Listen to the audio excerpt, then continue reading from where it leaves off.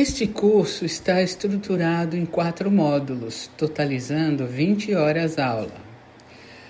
A estrutura se inicia com um módulo introdutório, tentando trazer em pauta as questões que servirão para o nivelamento de todos os interessados.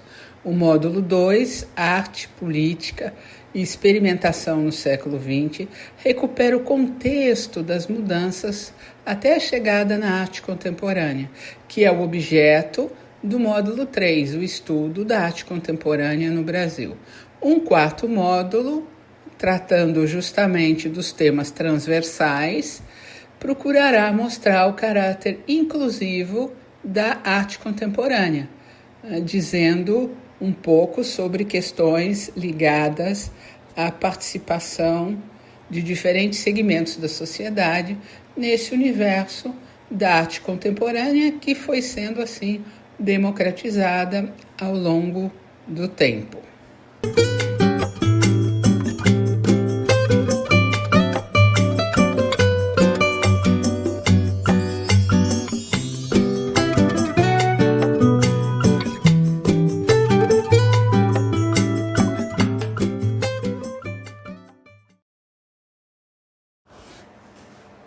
Sejam bem-vindos, sejam bem-vindas a mais uma aula do nosso curso Caminhos da Imagem, que procura traçar a história da arte contemporânea no Brasil para todas as pessoas, mesmo para aqueles que não conhecem nada de história da arte. Nós temos aqui a apresentação do nosso programa de curso.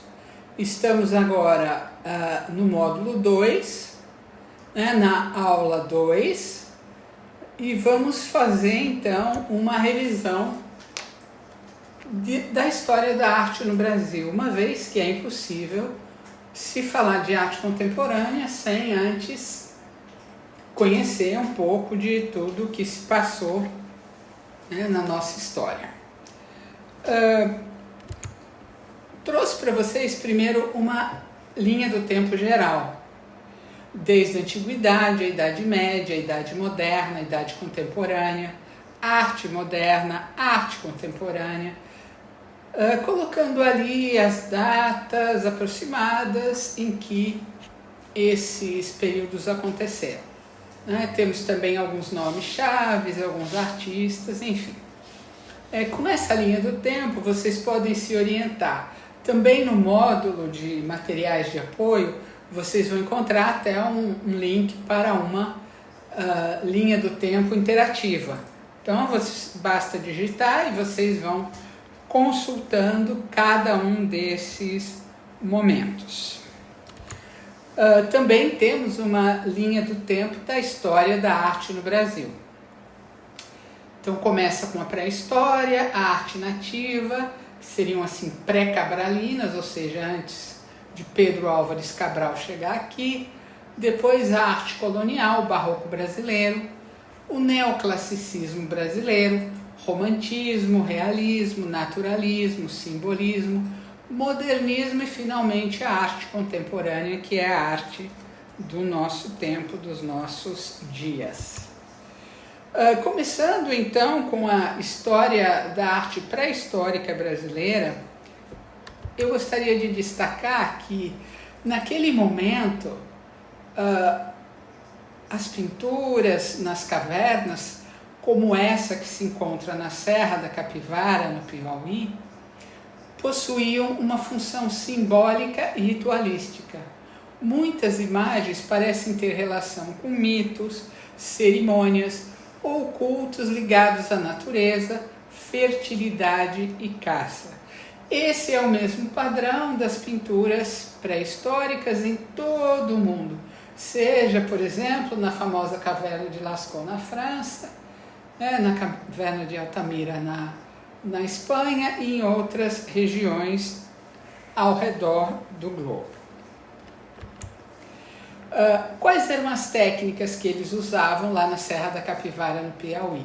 Gravuras, que seriam incisões feitas com pontas afiadas, pedras, madeira, pinturas com pigmentos minerais e vegetais, esculturas em pedra, cerâmica e objetos de adorno. Vocês veem esses materiais naturais, eles têm uma paleta, por exemplo, os tons de ocre, a hematita, carvão, argila, ossos, conchas e pedras foram amplamente utilizados. Os temas recorrentes que eram representados: figuras humanas, animais, cenas de caça, símbolos geométricos, traços e padrões abstratos. Vejam, por exemplo, esta imagem que está na tela. No segundo momento, a gente tem a chamada arte nativa brasileira, ou seja, daqueles que foram, num primeiro momento, chamados de indígenas, de povos indígenas. E posteriormente passaram a ser chamados de povos nativos. A arte indígena não separa a vida cotidiana da religião ou da natureza. Ela é ritual, simbólica e funcional. Está presente nas casas, nos corpos que eles decoram, nas festas e nos objetos. Para os povos nativos, criar é um ato espiritual e coletivo, que conecta o humano, o animal e o mundo dos espíritos. Entre as produções destacam-se a cestaria, feita com palha e outras fibras naturais, como vocês podem ver, a cerâmica e também pequenas peças de mobiliário, como bancos feitas com madeira. Além disso, a gente tem as obras feitas com a plumagem, ou seja, penas que são encontradas na natureza, que caem dos pássaros e eles vão então reunindo para produzir a sua arte. Por volta então de 1500, após o descobrimento, até por volta de 1670, a gente tem a chamada arte colonial. A arte colonial surgiu sob forte influência da Igreja Católica, principal agente cultural da colônia. Os missionários jesuítas foram os primeiros responsáveis pela introdução das artes europeias, sobretudo como instrumento de evangelização e ensino religioso. A produção artística estava, portanto, voltada à catequese e à exaltação da fé. Num primeiro momento, nós tivemos muitos artistas vindos de fora do Brasil. Esse é o caso do Albert van der Kalt, que nasceu na Holanda, um pintor e desenhista, chegou ao Brasil em 1637 com a expedição de Maurício de Nassau. Temos uma obra dele chamada Índio. Não consegui, é difícil encontrar uma foto do artista, então coloquei uma foto de uma tela dele. Essa outra tela é a dança dos Tarairiu, ou os tapuias.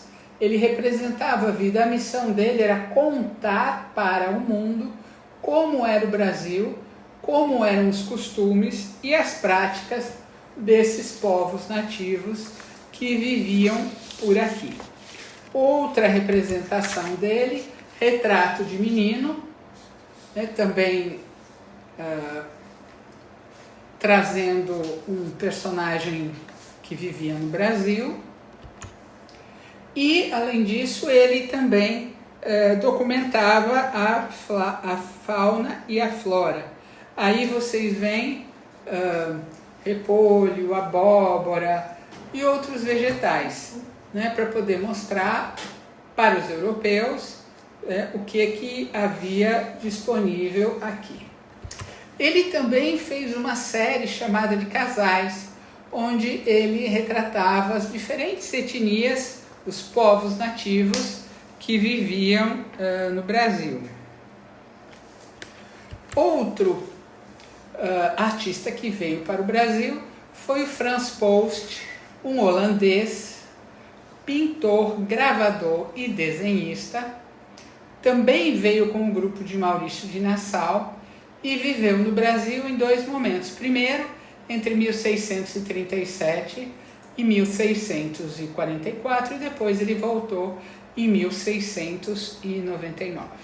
Temos um retrato aí do Frans Post, feito por um conterrâneo dele, Frans Hals.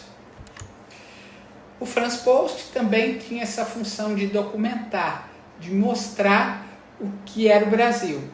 Pensamos que naquela época não havia outra forma de mostrar visualmente, a não ser pelo desenho, pela pintura e pela gravura. Nós temos aí uma imagem da ilha de Itamaracá. E a seguir, um engenho de açúcar. Uma paisagem com uma casa alpendrada e uma imagem do Rio São Francisco com o Forte Mauritius. Essa imagem ficou muito famosa justamente pela presença de uma capivara. Ela foi exposta na Europa, particularmente em Londres, fez um grande sucesso, uma vez que se tratava de um animal desconhecido. E hoje em dia a capivara está na moda, está bombando, para usar a linguagem dos mais jovens. Também o Brasil, nesse momento, ele teve uma grande produção arquitetônica. Igrejas e conventos foram as principais construções com esse viés artístico. Inicialmente eram simples e austeras. Depois evoluíram para o barroco e para o rococó dos séculos 17 e 18.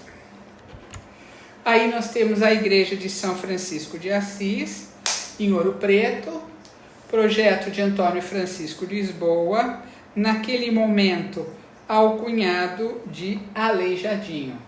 Hoje não seria correto esse tipo de alcunha, mas naquela época ele foi assim batizado e acabou ficando na história como Aleijadinho. Outra igreja, a igreja da Nossa Senhora do Pilar, também em Ouro Preto, destacando-se que em função do ciclo do ouro e depois de outros ciclos como o café, Minas Gerais, àquela altura, era um estado bastante rico e bastante pujante. E uma foto aí do Mosteiro de São Bento, no Rio de Janeiro. Vejam como os detalhes vão mudando um pouquinho. Também a escultura era marcadamente religiosa, santos, cristos e virgens. O uso da madeira com técnicas de pintura policromada e de douramento, muitas vezes a partir do próprio ouro. Também, mais uma vez, o Antônio Francisco Lisboa foi o grande mestre da escultura. Nós temos aqui algumas obras dele, em Minas Gerais, da série Os Profetas. Aqui nós temos um detalhe, de um desses profetas. Mais uma composição de uma cena da Via Sacra. E o interior de uma igreja agora esculpido por Francisco Xavier de Brito. Ele, lisboeta, também veio para o Brasil e acabou fixando a residência aqui. Uma outra escultura sua, mais uma imagem religiosa. Vejam como a madeira era usada como base para essas produções. A pintura, em sua maioria, ela era decorativa e sacra. aplicada principalmente em tetos e altares. E o grande pintor foi Manuel da Costa Ataíde, muito conhecido como Mestre Ataíde. Essa imagem de Nossa Senhora da Porciúncula, também está em Minas Gerais, ela chama a atenção pela adaptação que ele faz das imagens tradicionais da Virgem Maria, normalmente representada como branca da etnia, e a gente percebe aí uma adaptação à realidade brasileira. Um outro trabalho também num dos altares do Mestre Ataíde. Um detalhe, vejam os anjos, como também tem as feições adaptadas. E depois a gente tem uma fase chamada de Barroco brasileiro, que é uma adaptação do Barroco europeu às condições brasileiras. O Barroco brasileiro, ele surge com o fortalecimento das cidades mineradoras, principalmente Ouro Preto, Mariana, Sabará e Congonhas do Campo, e com a consolidação da Igreja Católica após a Contra-Reforma. A arte, patrocinada principalmente pela Igreja, buscava educar e emocionar o fiel, utilizando-se de dramaticidade, luz e movimento. Ou seja, a Igreja procurava conquistar mais fiéis a partir da construção da Igreja e de um tratamento artístico especial que emocionasse, envolvesse e atraísse os fiéis. Quais são, portanto, as características gerais do Barroco brasileiro?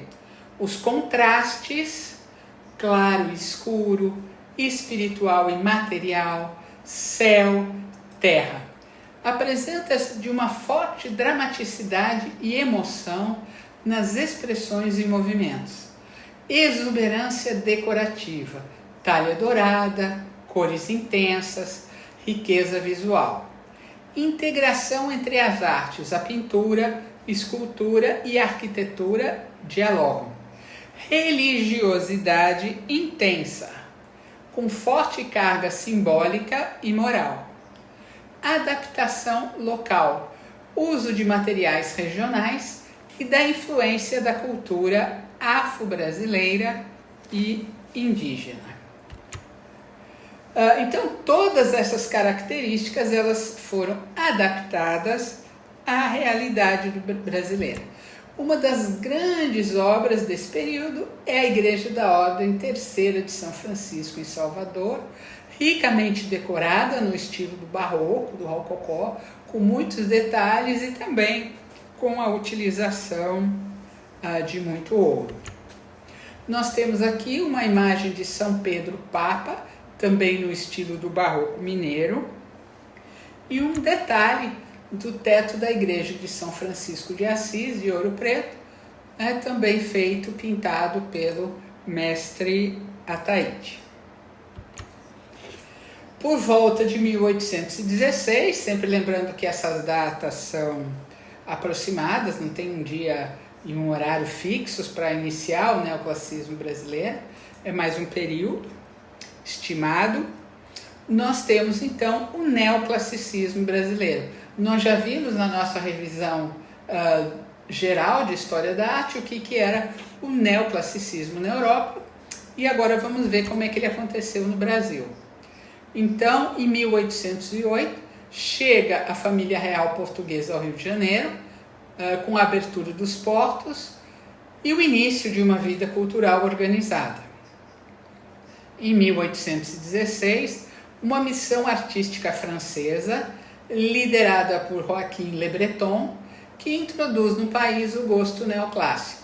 Surge então a Academia Imperial de Belas Artes, fundada em 1826, responsável por formar os primeiros artistas acadêmicos brasileiros. Notem que havia um interesse de desenvolver as artes no Brasil. porque era também uma forma de documentar e, abre aspas, vender o Brasil no exterior. Se as pessoas não soubessem que era possível plantar, que tipo de clima, que tipo de geografia, de topologia havia no Brasil, não haveria interesse dos europeus virem para cá, se instalarem ou mesmo negociarem com o Brasil. Um grande destaque é o pintor Jean-Baptiste Debré. Debré, o mais conhecido de todos dessa época, ele veio para o Brasil, ele também era desenhista, gravador, decorador, cenógrafo e ainda dava aula de francês. Também veio com a missão artística de 1816, chegando no Rio de Janeiro. O Debré fez um livro chamado A Viagem Pitoresca e Histórica do Brasil, constituído por uma série de gravuras que então retratavam o Brasil. A gente tem aqui uma edição em português, né, que foi posteriormente publicada e que é rara, e a última vez que ela foi leiloada foi em 2013, né, constituindo-se numa peça rara, dada a sua importância documental. Temos aqui uma primeira obra dele, Os Carregadores de Café, uma gravura. Então, mais uma vez, ele mostrava a realidade. Existem questões polêmicas, se realmente era a realidade ou se havia talvez alguns toques um pouco preconceituosos, mas de toda forma é a única documentação que nós temos daquele período, daquele momento. Uma outra obra dele, Os Escravos, é um motivo que surge na pintura, antes muito mais apegada a questões religiosas, mitológicas, históricas. Então ele traz um pouco da realidade cotidiana no Brasil para as suas gravuras.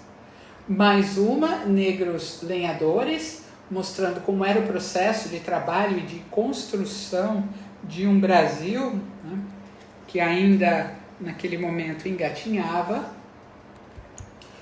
Outra obra dele, O Chefe Camacan Mongoio, né, vejam a necessidade de retratar como eram os povos originais que aqui chegavam. Outro artista muito importante foi o Nicole Antoine Tonet. Tonet também veio com a missão francesa. É importante dizer que muitos desses artistas vieram para o Brasil fugidos de uma crise na Europa. Guerras, depois a presença de Napoleão, as invasões, as perseguições, depois a Revolução Francesa. Tudo isso fez com que muitos viessem para o Brasil com medo de morrer, até de morrer na guilhotina. Aqui temos uma paisagem com pastores. Nós vamos ter vários integrantes da família Tonet seguindo essa tradição da arte. Tá? Então esse é o Nicola, tem aí a sua paisagem com pastores. Depois, paisagem com aqueduto. Essas obras foram feitas na Europa, não são no Brasil ainda, só para vocês verem o estilo do Tonet. Ele já era famoso na Europa quando veio para o Brasil. Aqui nós temos um retrato feito por ele. Mais um retrato. E já passamos para o retrato, como eu disse, de outro membro da família, o Félix Tonet, que também se tornou pintor, e a gente já vê a obra dele. Também esteve no Brasil um urbanista, um arquiteto, que é o Jean Montigny. Também veio da França, um urbanista, também veio com a missão francesa. Ele havia realizado importantes obras na Europa, como, por exemplo, a restauração da Vila Médici, a sede da Academia de França em Roma. Também ele havia trabalhado no próprio paisagismo da Vila de Médici.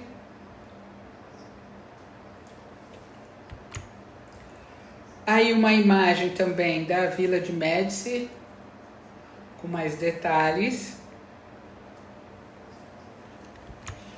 E um túmulo de Cecília Metella. Vejam as obras que ele já havia pintado e produzido antes de vir para cá, que ele havia trabalhado antes de vir para cá. Temos que em 1808 ele era famoso na França e foi nomeado arquiteto oficial do Reino de Westfália e reformou o Château de Belleville, que foi demolido já, mas foi ele quem fez essa reforma. Foi dele também o projeto de um palácio e jardins para o rei da Westfália, Jerônimo Bonaparte, o irmão do imperador Napoleão Bonaparte. Um outro toné desta feita, o Auguste, ele vem para o Brasil, o seu foco era na escultura. Nós temos aqui um relevo feito no Palácio do Louvre, em Paris. Vejam o renome desses artistas que chegaram no Brasil e nos ensinaram, então, a fazer arte. Ele também trabalhou na decoração da escadaria do Louvre e no Arco do Triunfo. Nós temos aqui um busto, né, de um chefe de batalhão, está no Palácio de Versalhes, e mais um retrato de Maria Francisca. Outra integrante da família, retrato de Maria Teresa. Uma escultura sua em bronze da deusa Minerva, da mitologia, e um busto de Luís de Camões, também feito em bronze. Na pintura, um grande destaque foi o italiano genovês Giovanni Battista Felice Castagneto, um pintor, desenhista, professor e também marinheiro. Aí a gente tem o retrato dele, que foi pintado por Estevão Silva. Ele retratava, sobretudo, marinhas. Era o que se chamava de um pintor à plein air, ou seja, um pintor do ar livre. Não era de pintar em estúdio. Ele gostava de sair, reunia-se com outros artistas e eles pintavam na praia, no campo, né, tentando manter uma conexão maior com a própria realidade e a natureza do Brasil. Uma outra paisagem marinha com barcos, aqui de Niterói, a Santa Casa de Misericórdia e a praia de Santa Luzia, no Rio de Janeiro. Quando o Castanhedo começou a pintar, havia uma escassez muito grande de materiais de pintura naquela época. Não tinha tela, não tinha cavalete, não tinha pincel, não tinha tinta. Eles trouxeram um pouco, mas isso era pouco para a produção. Havia uma tradição de pintar sobre a madeira, que a madeira era farta no Brasil. E ele utilizava caixas de charuto. Então ele encontrava e começava a pintar nessas caixas, sobre a madeira dessas caixas de charuto. Temos uma marinha com barco também. Canoa seca em Angra dos Reis. E pedras à beira-mar na praia de Icaraí. Ainda temos um navio ancorado.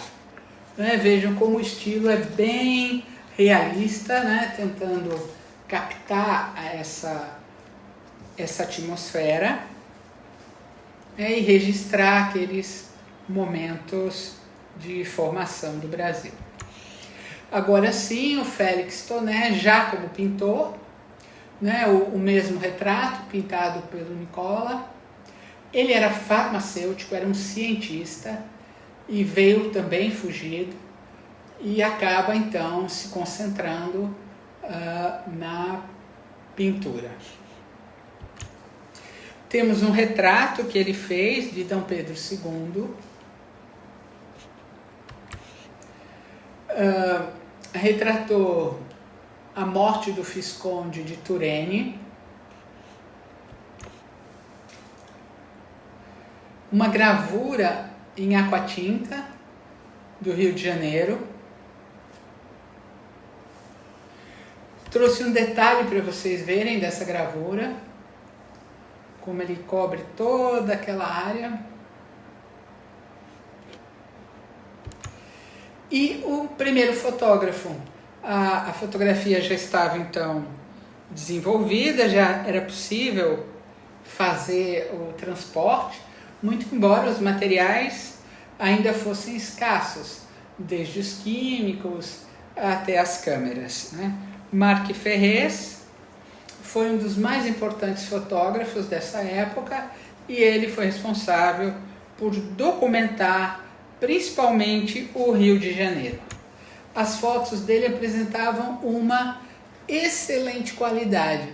Vejam o Cais do Faú e as adjacências de 1875, né, a entrada do Rio de Janeiro.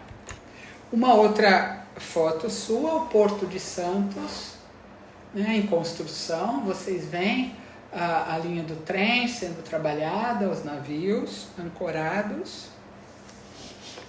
Dá para se ver como era o Rio de Janeiro nessa vista topográfica de Botafogo.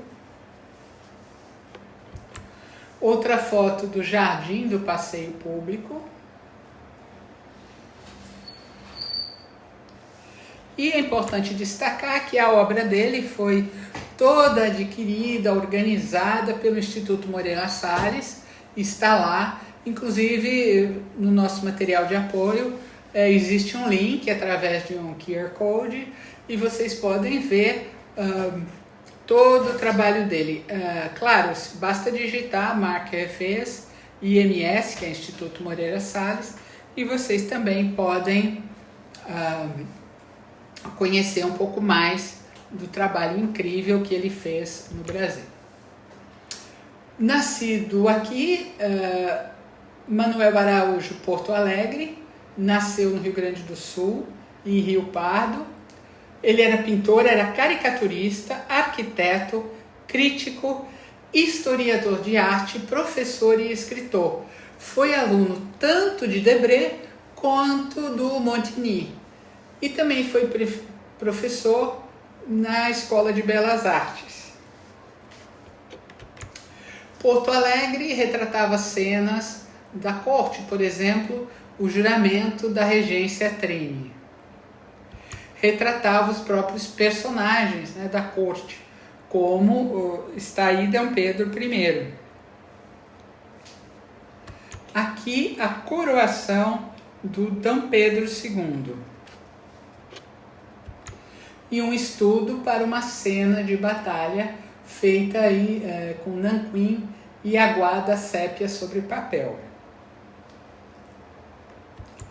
Bem, por volta de 1850 a gente começa a ter a presença de outros movimentos, também adaptados da realidade europeia para o Brasil. O romantismo, o realismo, o naturalismo e o simbolismo. Augusto Malta, um fotógrafo, documentou o Rio de Janeiro, seu processo de urbanização. Aqui nós temos uma vista da Avenida Atlântica de 1903. Vocês podem ver a calçada, os postes, a movimentação nas praias. É uma imagem um pouco mais romântica, digamos assim, daquele Rio de Janeiro. Também alagamento da rua Uruguaiana, ele retratava os problemas e também a construção e a reconstrução do Rio de Janeiro.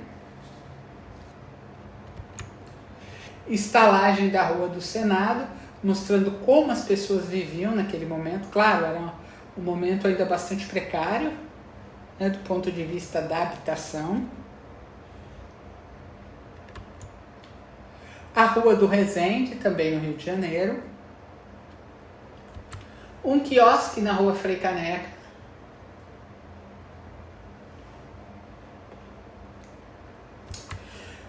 Outro pintor, nascido em Itanhaém, São Paulo, Benedito Calixto, hoje nome de uma praça que tem uma grande feira de artes em São Paulo. Ele também pintor, professor, historiador, ensaísta, cartógrafo e astrônomo.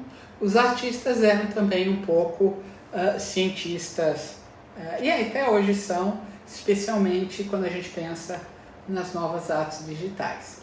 Então vejam essa pintura do Benedito Calixto, a inundação da Várzea do Carro, com essa riqueza de detalhes. O retrato de Martim Afonso. Um retrato de José Bonifácio. O retrato do padre Bartolomeu de Gusmão. Um retrato de Brás Cubas.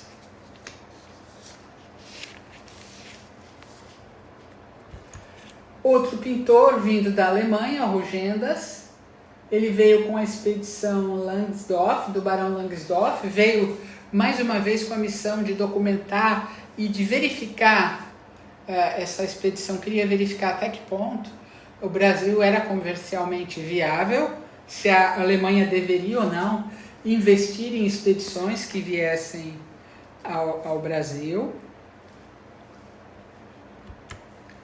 Baía de Guanabara, um estudo de lápis e aquarela. Fruta-pão, como eu disse, sempre documentando o que havia aqui. A cidade imperial de Ouro Preto, entre as montanhas. Material que era levado para a Europa e exposto lá. Vitor Meirelles, nascido em Nossa Senhora do Desterro, em Santa Catarina, pintor e professor.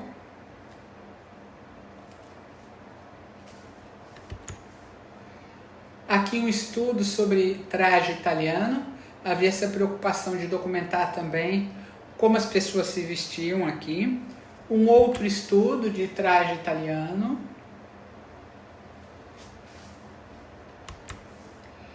O naufrágio da Medusa, uma mistura de temas, uma cópia do artista, do Géricault.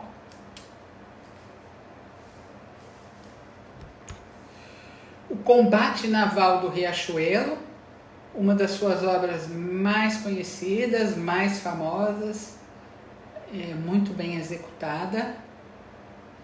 E uma série de obras de batalha vão marcar esse momento. A Batalha dos Guararapes.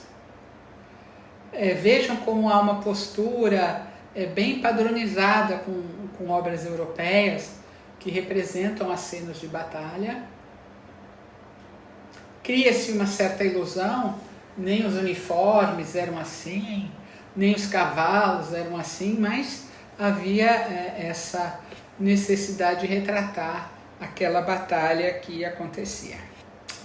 Também um pintor, o Pedro Américo, conhecido como Pedro Américo, nascido na Paraíba, em Areia. Ele, além de pintor, era romancista, poeta, teórico da arte, ensaísta, professor e cientista.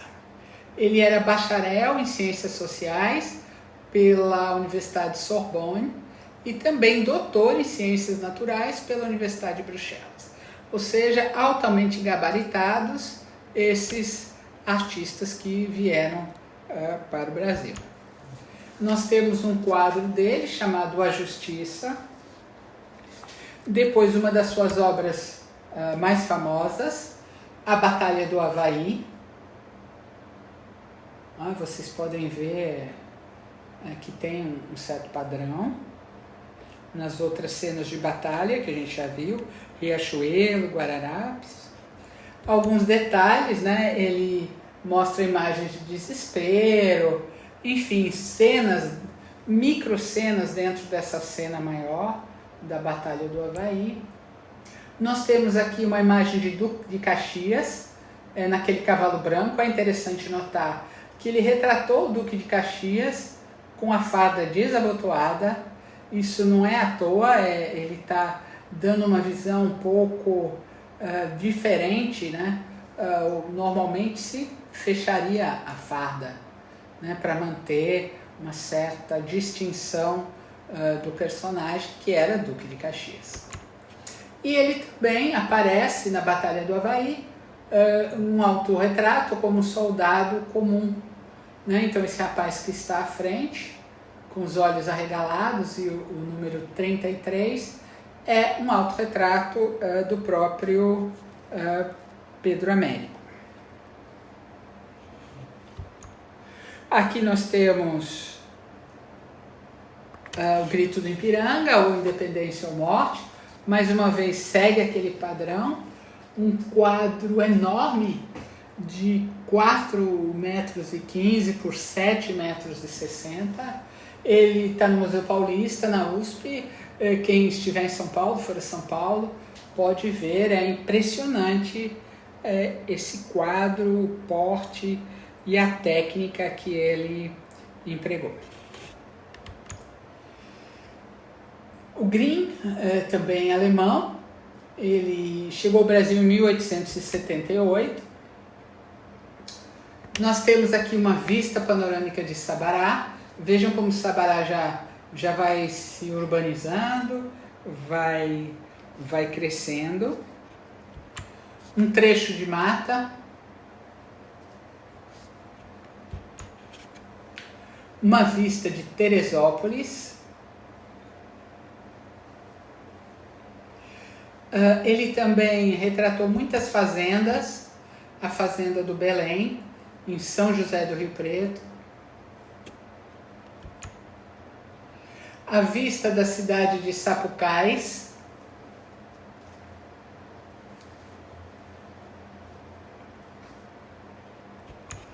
e aqui um rochedo da Boa Viagem, com alguns pescadores ali.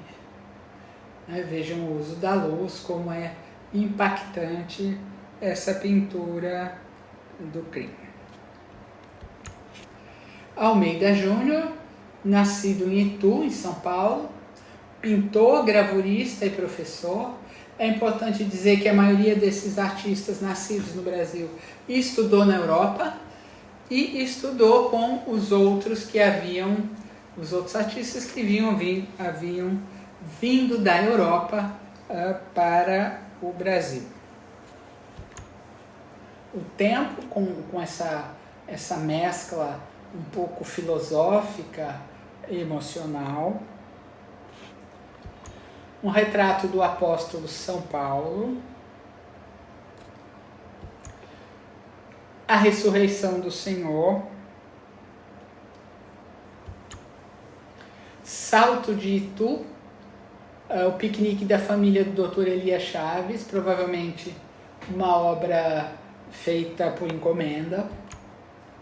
O ateliê dele em Paris, onde ele estudou e residiu. E nós temos ainda uma outra vista do ateliê dele em Paris. Outro importante pintor nascido no Brasil, o baiano Rodolfo Amoedo, professor, desenhista e decorador também. A gente tem aí um retrato dele. Ele pintava também as naturezas mortas.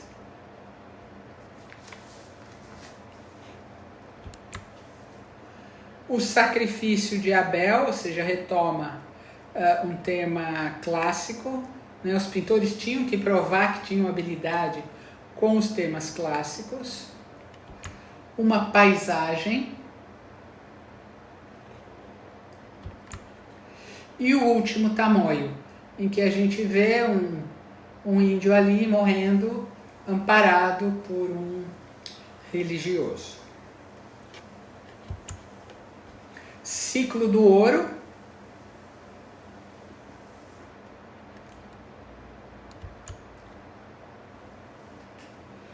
E aí nós temos uma cena de café.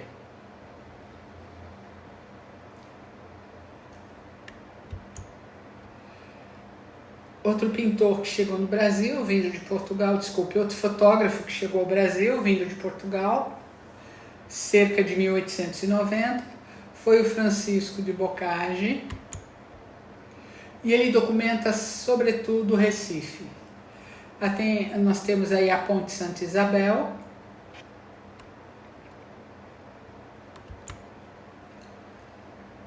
a ponte no Recife, o Palácio do Governo, praias nas cercanias de Recife e o Vincenzo Pastore, um fotógrafo que chegou no Brasil com uma proposta mais comercial. Ele queria fotografar as famílias abastadas, as famílias que queriam ter um documento da sua história.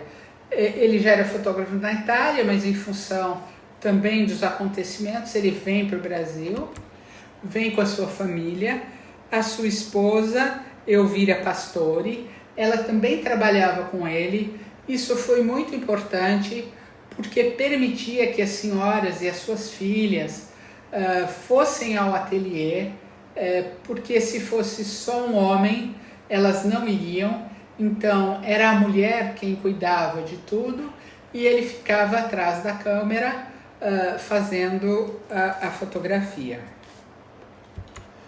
O edifício do Banco Alemão, em São Paulo, vendo como a arquitetura era suntuosa. Ele também inventava, por exemplo, esse retrato de mulher lendo em múltipla exposição. Fazia muito sucesso. As famílias queriam ter esse tipo de fotografia, de retrato. Assim como os chamados retratos mimosos, que era quase que uma espécie de cartão, e às vezes eles mandavam para alguém ou mesmo guardavam como recordação. Ele também fazia fotografias aquareladas, ou seja, trazia a cor. Fez muito sucesso no Brasil, voltou para a Itália, fez lá muito sucesso. Depois, com a guerra, ele perdeu tudo lá, veio para o Brasil de volta, mas nunca mais teve o mesmo sucesso financeiro de anteriormente. Rodolfo Bernardelli, nascido no México, veio para o Brasil e começou então a fazer as suas obras aqui. Ele esculpiu Cristo e a Mulher Adúltera, a estátua de Irineu Evangelista, Dom Pedro I. Quem tinha dinheiro naquela época queria uma imagem, não só os nobres, mas todos que estavam em ascensão, com o café, com o ouro, com a mineração, eles queriam ter a sua fisionomia, da sua família, retratados por esses artistas. Aqui nós temos dele também o túmulo de Campos Sales. O outro Bernardelli, Henrique, embora irmãos, ele nasceu no Chile. Nós temos a pintura Ciclo de Caça ao Índio, né, que mostra como os povos originais eram capturados e escravizados, o retrato de uma fonte mineira, pombas,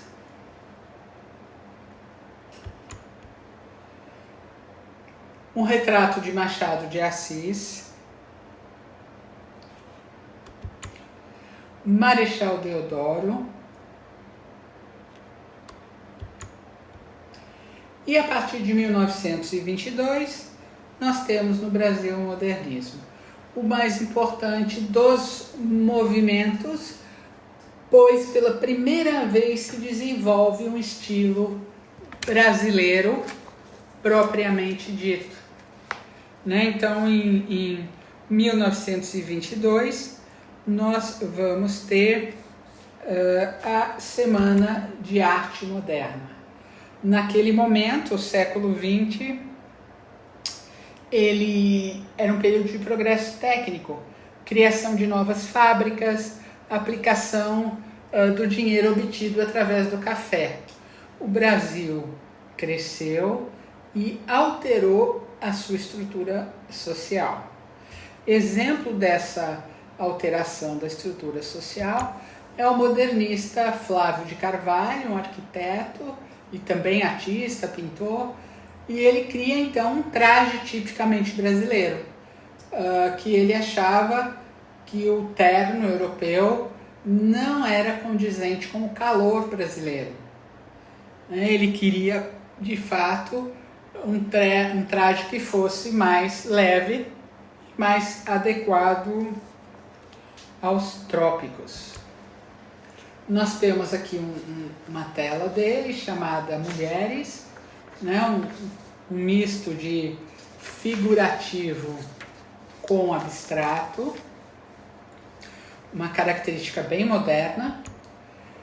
Um dos seus trajes chamado A Experiência, imaginem o que seria um homem andando de saias e com essa roupa de manga curta naquele momento. Temos alguns figurinos dele e uma cadeira que ele desenvolveu, a cadeira São Paulo.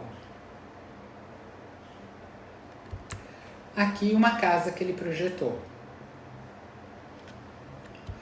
A semana de 22 representou uma renovação de linguagem, na busca de experimentação, na liberdade criadora da ruptura com o passado e até com o próprio corpo, na medida em que permitia novas roupas, novos vestuários, novas posturas.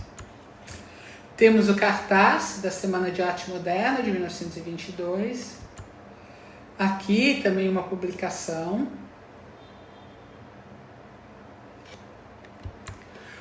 Outras imagens de jornais da época.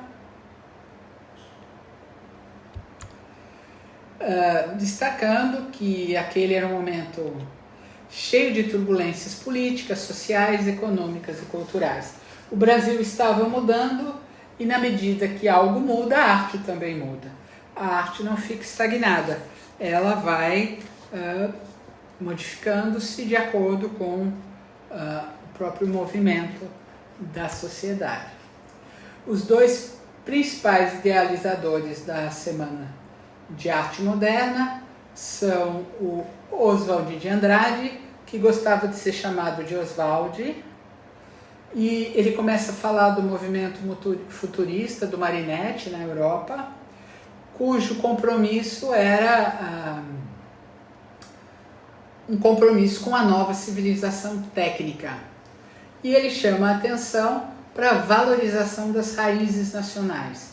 Ele leva às últimas consequências essas raízes nacionais. E ao lado dele, Mário de Andrade.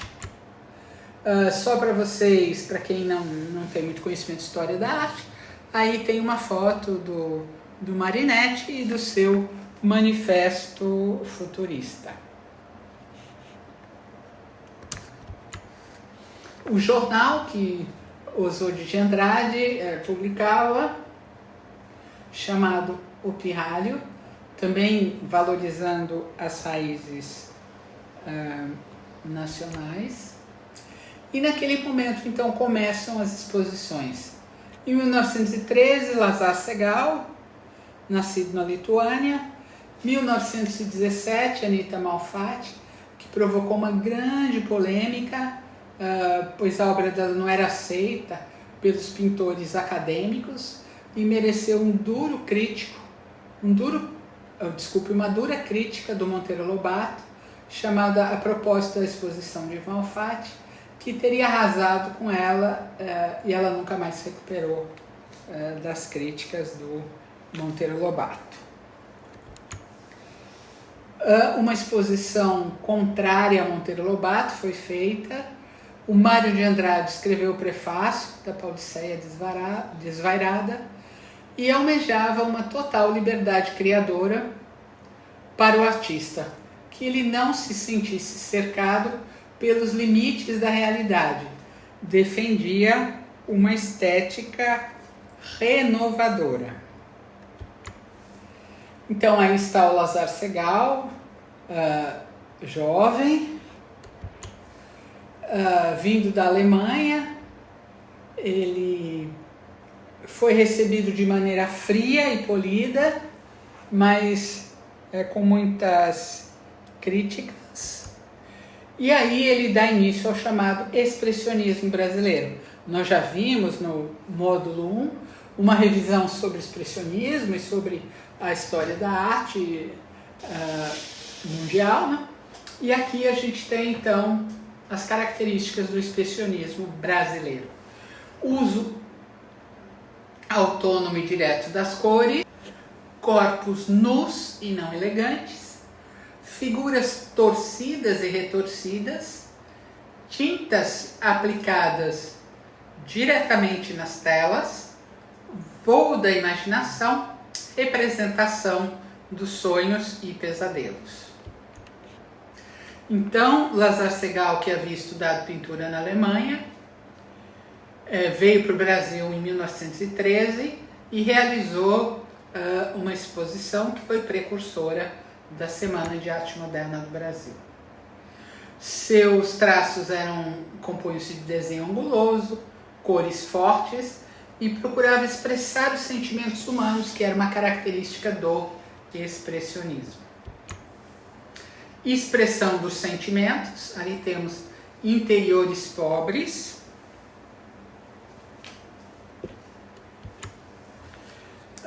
Bananal, uma das suas obras mais conhecidas, né, as suas temáticas brasileiras, ele vai embora e volta, e aí traz, ele vem muito motivado para retratar temáticas brasileiras.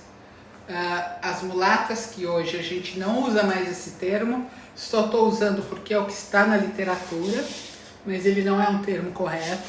Prostitutas, marinheiros e paisagens de favelas e de bananeiras, como a que a gente vê aí.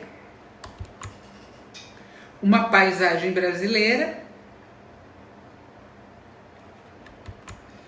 E depois a sua pintura volta-se para temas humanos e universais, sobretudo para o sofrimento e a solidão, como nesse navio de imigrantes que retrata a dura realidade daqueles que precisavam atravessar os mares e chegar, por exemplo, até o Brasil. Então o ambiente artístico foi renovado pela Semana de Arte Moderna de 22, e as cores e a luminosidade tropicais inspiraram a sua pintura, envolvendo a guerra, a questão judaica, os trabalhadores, as prostitutas e a vida dos imigrantes. A Semana de Arte Moderna aconteceu no Teatro Municipal de São Paulo, onde foram apresentados concertos, conferências, e as exposições foram montadas no seu saguão, incluindo obras do arquiteto Antônio Moya, de escultores como Vitor Brecheret, de desenhistas e pintores como Anita Malfatti, de Cavalcante, John Graz e Vicente do Rego Monteiro. O grande nome inicial, a Anita Malfatti, ela estudou na Europa, estudou em Berlim, voltou para o Brasil e realizou aquela exposição que provocou a dura crítica do Monteiro Lobato. A arte da Anita Malfatti apontava novos caminhos, principalmente para os novos usos da cor, como a gente vê nessa obra dela, A Estudante Russa. Palavras dela: os objetos se acusam só quando saem da sombra, isto é, quando estão envolvidos em luz. Nada neste mundo é incolor ou sem luz. E aí vocês têm O Homem Amarelo. E também A Boba, uma das obras que mais desagradou aos artistas acadêmicos pela sua ruptura com a perspectiva e o realismo anatômico que era o cânone naquele momento. Emiliano de Cavalcante foi também um grande incentivador da arte moderna. Ele também viveu na Europa e na década de 40 ele já estava amadurecido e conquistou seu espaço na pintura brasileira. Os seus temas ligados ao Brasil, aí nós temos Uma Roda de Samba, Moças em Guaratinguetá e O Nascimento de Vênus, que lembra a Vênus do Botticelli, que a gente viu também no primeiro momento. Por isso tivemos aquela revisão para que vocês possam ter um pouco desse repertório para compreender os caminhos que esses artistas percorriam. Vicente do Rego Monteiro, nascido em Recife, também foi para a Europa, participou do Salão dos Independentes em Paris, que foi bem revolucionário, e depois participou da Semana de Arte Moderna, sendo considerado o primeiro artista com um traço cubista, né, como o do Picasso, dentro da estética brasileira. O Gato e a Tartaruga, uma de suas obras.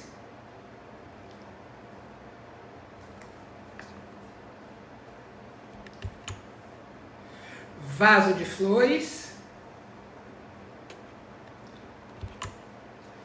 As Religiosas.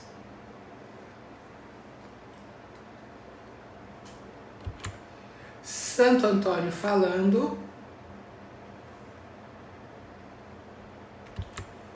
Nem Totem, nem Tabu. O movimento modernista no Brasil teve algumas fases. Então a primeira fase é chamada antropofágica, ou seja, a fase da devoração, devorar a nossa cultura. Ela propunha que os artistas brasileiros conhecessem os movimentos estéticos modernos europeus, mas criassem uma arte com feição brasileira. Para ser artista moderno do Brasil, não bastava seguir as tendências europeias. Era preciso criar algo enraizado da cultura do país. Então, o Manifesto Antropófago ou Antropofágico, o Manifesto Literário, escrito pelo Oswald de Andrade, publicado em 1928, tinha por objetivo repensar a dependência cultural brasileira. Propunha devorar a cultura e as técnicas importadas e reelaborar com autonomia o produto final, passando de importador de produtos culturais para exportador. Então, o nome do manifesto recuperava a crença indígena de que os índios antropófagos comiam o inimigo, supondo que assim estavam assimilando as suas qualidades. Temos aqui umas obras dessa fase, por exemplo, o Abapuru, que significa antropófago, e a partir dessa tela que se elaborou o manifesto. Temos aqui uma cópia do Manifesto de Antropofagia. E uma segunda fase, que era chamada a fase pau-brasil. Também uma fase de inspiração cubista, mais sólida, como, por exemplo, nessa tela da Tarsila do Amaral, o Mamoeiro. Outra tela, produzida depois de uma visita da Tarsila do Amaral à União Soviética, Os Operários. Ainda na fase pau-brasil, Tarsila do Amaral, Vendedor de Frutas. E a Lua. Na década de 1920, as esculturas brasileiras ganharam um aspecto mais moderno. Elas se afastaram da imitação de um modelo real, uma pessoa, um objeto, e ganharam expressão por meio de volumes geometrizados. É o exemplo do Vitor Bregeret, um italiano que veio para o Brasil, estudou no Liceu de Artes e Ofícios, ele se aperfeiçoou em Paris, participou da Exposição Nacional de Belas Artes em Roma e volta para o Brasil. Temos aí uma tocadora de guitarra, uma peça pequena em mármore de 86 centímetros. A sua obra mais famosa, o Monumento às Bandeiras, o monumento em homenagem aos bandeirantes, que foi muito criticada alguns anos atrás, uma vez que as bandeiras teriam escravizado e dizimado os povos nativos, foi vandalizado, atacado, pichado. E em São Paulo, particularmente, ela recebe um nome de Empurra-Empurra. Uma outra obra do Brecheret, Luta dos Índios Calapalo. Vejam como também é geométrica, é sintetizada em linha geométrica e com poucos detalhes, né? Essa escultura do Brecheret. Uma Virgem Oriental.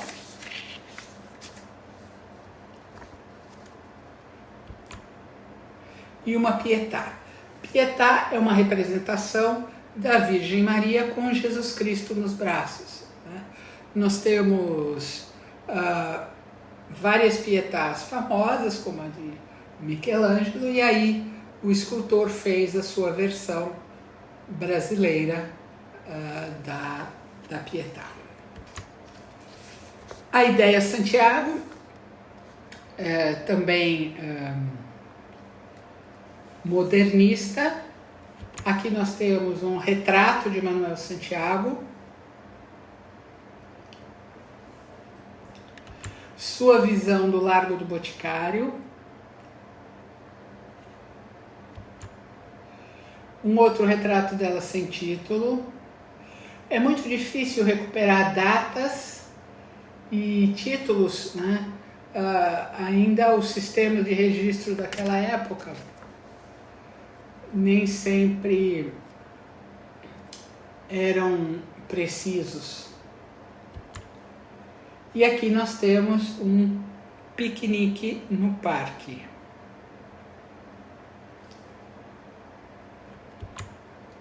Figuras humanas na escadaria. Circa é como a gente diz, cerca de, por volta de 1920, uma vez que é impossível precisar exatamente quando a obra foi pintada. Uma das mais paradigmáticas artistas modernistas brasileiras, Vega Neri, nascida em Corumbá, no Mato Grosso do Sul. Aqui nós temos uma obra dela, A Ponte. Ela começa com um figurativismo e depois vai abstraindo. Vejam a composição número 5, já naquele abstracionismo formal ou também abstracionismo geométrico. Um abstrato mais forte, tendendo ao abstrato informal, mas ainda mantendo alguns planos de cor. Alternativa da paisagem, também abstrato. E aqui, a partir da década de 60 do século XX, desenvolveu as suas paisagens imaginárias, uma tendência abstrata, lírica, gestual, que passou a ser a sua marca e que a tornou famosa e reconhecida em todo o mundo com essa obra, esse estilo e particularmente o Entardecer no Lago. O escultor Franz Weissmann vem para o Brasil, da Áustria, e começa a incorporar os elementos brasileiros. Vejam, ele tem aí uma escultura de uma carambola. Ele estilizou, geometrizou uma carambola. Temos uma torre, flor de aço, coluna essencialista, e aqui mais uma das suas obras, em que ele fazia com que o aço parecesse papel dobrado facilmente. É um trabalho muito milimétrico do Franz Weissmann. Oswaldo Gueldi, filho do Emílio Gueldi, ele vive em Belém com o pai, ele se torna um gravador. Nós temos aqui uma gravura, o Peixe Vermelho, vejam o contraste, é uma cena bastante típica da realidade brasileira. Outra, Mangueira, Os Pescadores,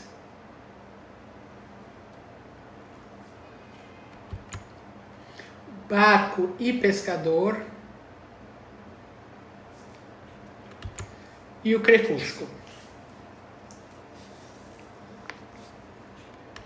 Outra escultora, Maria Martins, nascida em Campanha, Minas Gerais, tem uma trajetória muito pouco usual. Ela se casa, se separa, depois ela se casa com um embaixador e vai viver o mundo. Ela vive no Japão, vive na Europa, convive com os mestres surrealistas, o Marcel Duchamp, aquele da fonte do mictório que nós vimos, e com o André Breton, que foi um dos artistas que escreveu o Manifesto Surrealista na Europa. Então, ela, mesmo como esposa de embaixador, frequentando a alta sociedade na Europa e aqui, ela se tornou uma escultora bem contundente e bem radical.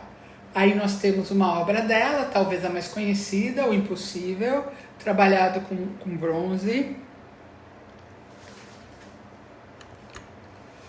A Mulher e Sua Sombra, temas bem pouco usuais para uma embaixadora, digamos assim. Orfeus, também com traço surrealista, incorporando características da vida brasileira. A Soma dos Nossos Dias.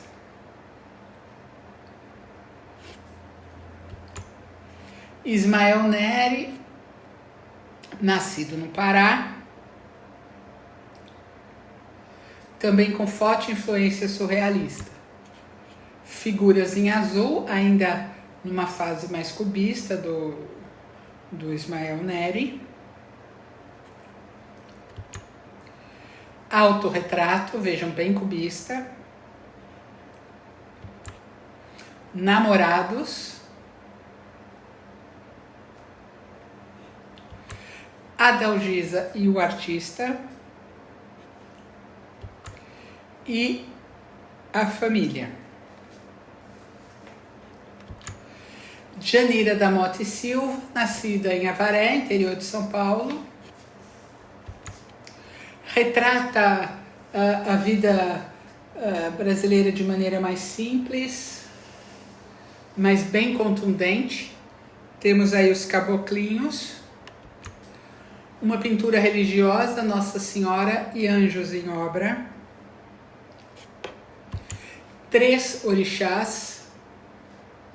Todas as culturas brasileiras vão se mesclando com esses modernistas, vão ganhando relevância, o que antes era considerado de segundo plano. Armazém do Café, também uma gravura, e o tradicional futebol Fla-Flu, bem característico da nossa realidade. Dionísio del Santo, nascido em Colatina, no Espírito Santo, tem esses trabalhos geométricos.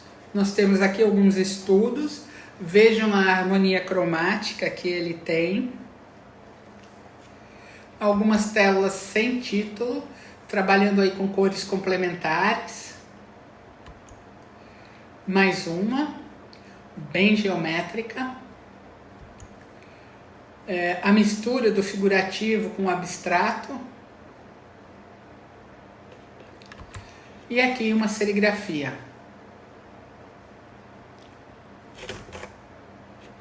Muito famoso, Alfredo Volpi, um italiano, vem para o Brasil como pintor de parede e também como decorador.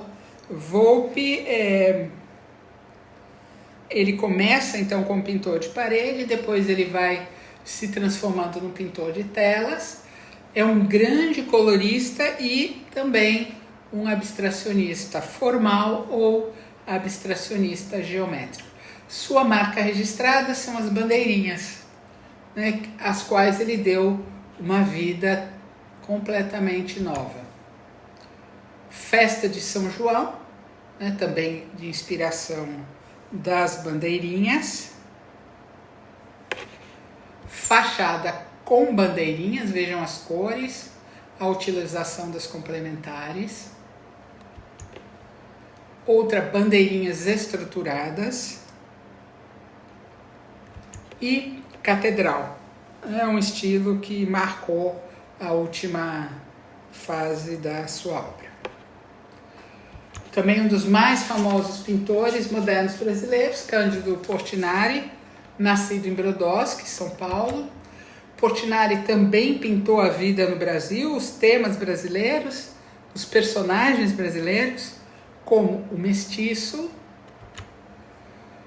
o café e os retirantes. Essa tela está no MASP, é uma tela grande.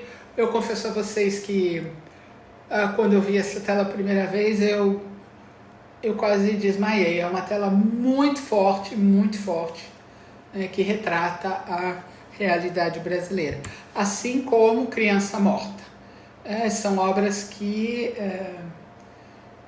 nos levam às lágrimas, quando a gente as vê pela primeira vez. Ele também fez o famoso mural na ONU, que está lá na ONU, Guerra e Paz.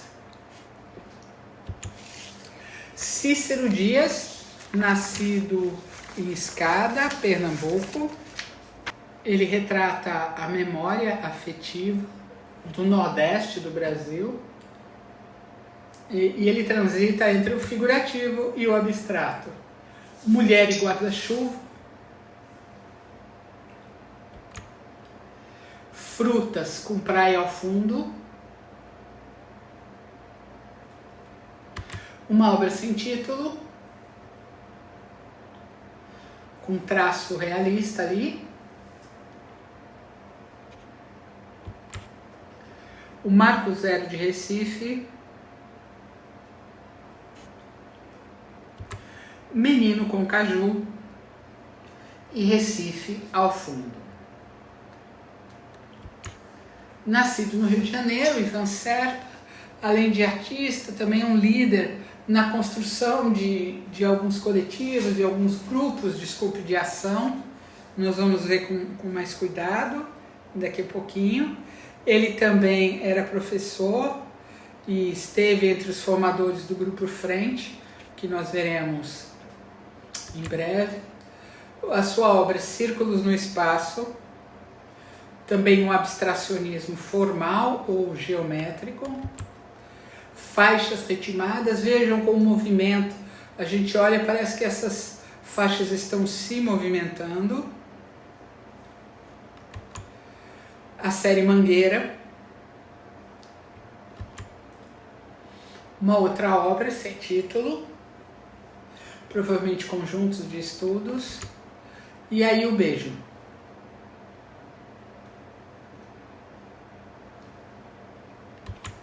Sérgio Camargo, um dos principais nomes da chamada arte cinética no Brasil. Arte cinética significa arte que está em movimento, que gera movimento, que de uma certa forma sugere um movimento, mesmo estando parada em alguns casos, como as faixas que a gente acabou de ver. A série dele Relevo, são essas construções na forma de relevos, de figuras geométricas, aí no caso de cilindros. Outra da série Relevo. Uma grande escultura na Praça da Sé.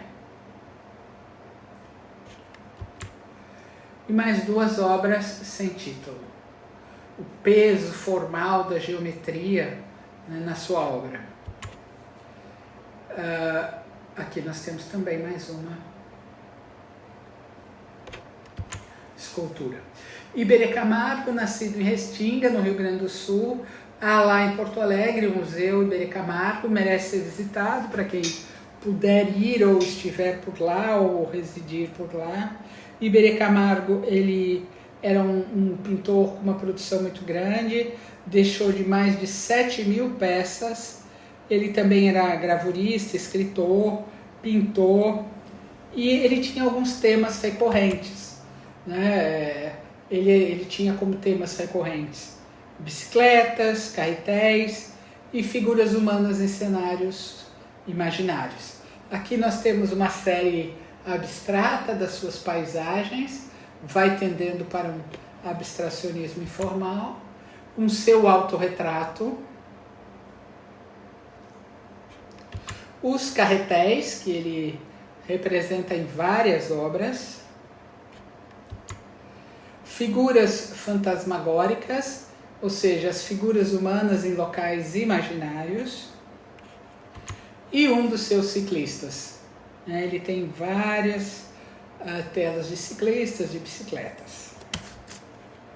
O grande escultor de Brasília, Bruno Jordi, ele está presente na maioria dos palácios monumentais, tanto no interior quanto no exterior. A sua obra Candango é mundialmente conhecida. Ele, junto com o arquiteto Oscar Niemeyer e todo o grupo que construiu Brasília, ele foi o responsável por cuidar dessa parte escultórica da capital. Ele tem uma história, ele foi preso em Nápoles, ele lutou contra o fascismo, ele era um militante, e no Brasil ele tentou expressar esse seu caráter da superação das desigualdades, né, criando obras bem diretas. Impressionante essa imagem, né, da escultura dele. Aqui nós temos o Catavento, né, outra peça do Bruno Jordi. O Meteoro, né, talvez uma das suas obras mais conhecidas, juntamente com o Candango. O Guerreiro, Condor, né, um grande arquiteto. Já falamos do próximo artista um pouco, né, na nossa revisão geral de História da Arte. Há Amilcar de Castro, Paraisópolis, Minas Gerais. Também um escultor trabalhando com os metais, com ferro fundido. Aí nós temos uma escultura de cobre, né? Depois uma outra obra dele, também em cobre, né? Também um abstrato geométrico. O jardim, com várias esculturas, ele também parece que o ferro é um material maleável, fácil de fazer esses cortes e essas dobras, assim como o Franz Weismann. E ele também tem algumas pinturas, né, que lembram um pouco a sua própria escultura.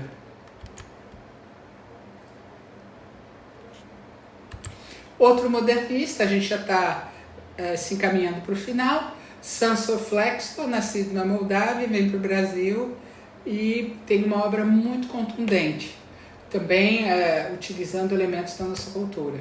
A Coroa de Espinhos é uma das suas obras mais conhecidas, uma abstração figurativa em cima da imagem do Cristo com a coroa.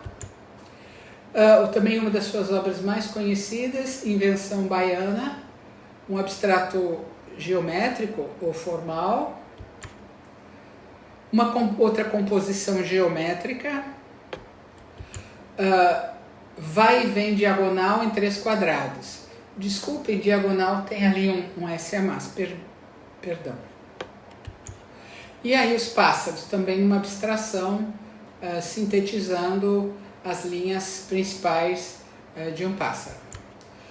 Athos Bulcão, outro personagem de Brasília, eu digo, ele nascido no Rio de Janeiro, mas trabalhou em Brasília e fez grande parte da ornamentação e da azulejaria de Brasília. É um revolucionário, além de pintor, escultor, e também desenhista e colaborador do Oscar Niemeyer. Aqui a gente tem um detalhe da igrejinha Nossa Senhora de Fátima, uma beleza de obra, particularmente acho o Athos Bulcão espetacular. Aqui um painel que ele tem lá no Instituto de Artes de Brasília, no IDA. Um painel no Brasília Palace Hotel. Quem já esteve no aeroporto de Brasília, com certeza passou por esse mural, né? Esse painel aí no aeroporto de Brasília. E, claro, a imagem que todos conhecemos, esse painel em metal esmaltado que está lá no plenário Ulisses Guimarães, no Congresso Nacional. Ainda temos aqui o interior do Cine Brasília. E, finalmente, chegamos na arte contemporânea.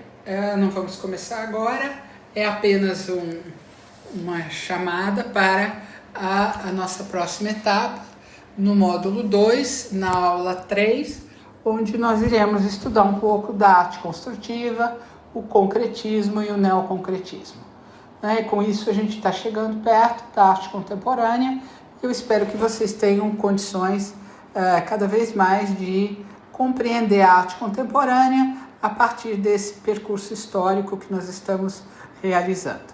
Não deixe de consultar os nossos materiais de apoio, textos, links, referências e vídeos que permitirão a vocês um conhecimento mais amplo da história da arte e particularmente da história da arte contemporânea no Brasil. Meu muito obrigado pela presença de vocês e até breve.